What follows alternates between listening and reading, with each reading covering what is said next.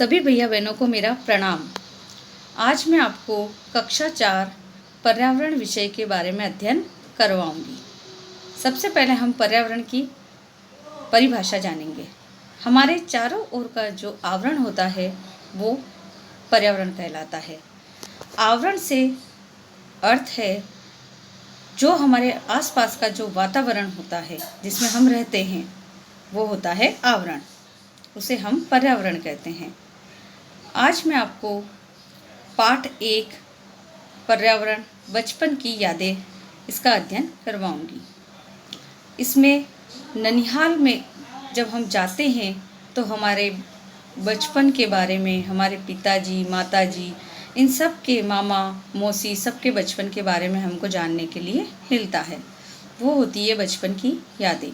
ननिहाल में सुनीता गर्मी की छुट्टियां मनाने अपने मामा जी के घर गई। मामा जी का लड़का अंकुर और सुनीता हम उम्र है। सुनीता की मौसी पास के ही गांव में रहती है।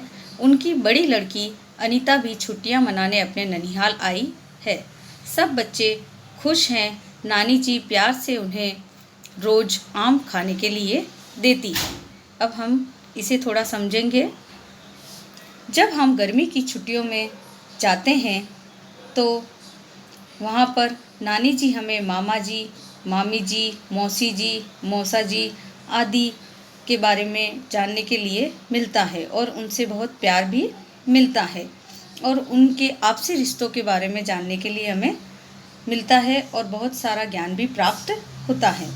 ननिहाल में नानी जी से हमें माँ, मौसी और मामा के आपसी रिश्ते, उनकी पढ़ाई, उनकी रुचियों का पता भी लगता है। हमें यहाँ घर में आए मेहमानों का आदर सत्कार कैसे करना चाहिए इसका भी ज्ञान हमें होता है। माँ का बचपन।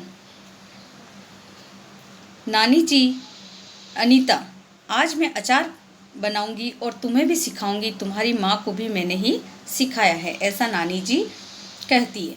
अनीता, हाँ नानी जी, माँ अचार बहुत अच्छा बनाती है। पड़ोस वाली चाची माँ को अचार बनाने के लिए बुलाती है। नानी जी, आपने माँ को और क्या क्या सिखाया? जब हम हमारी नानी के घर जाते हैं तो वह हमें हमारी माँ को जो सिखाया था वो सब कुछ सिखाने का प्रयास करती है और उनके बचपन के बारे में भी बताती है। नानी जी अनीता से कहती है, बेटा तुम्हारी माँ जब छोटी थी तब उन्हें खेलना व पढ़ना बहुत अच्छा लगता था।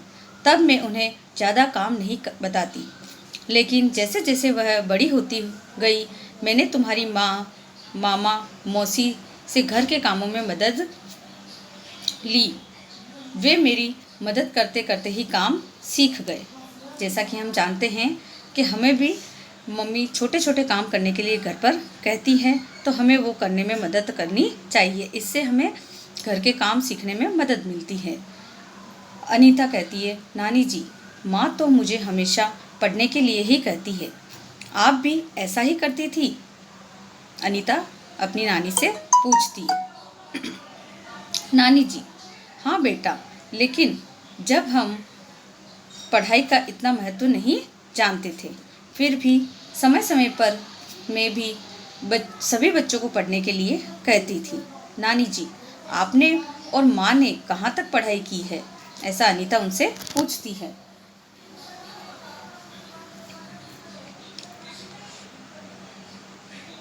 जब हम छोटे होते हैं तो हमें हमारी माँ और पिताजी के बारे में, सबके बारे में जानने की उत्सुकता होती है।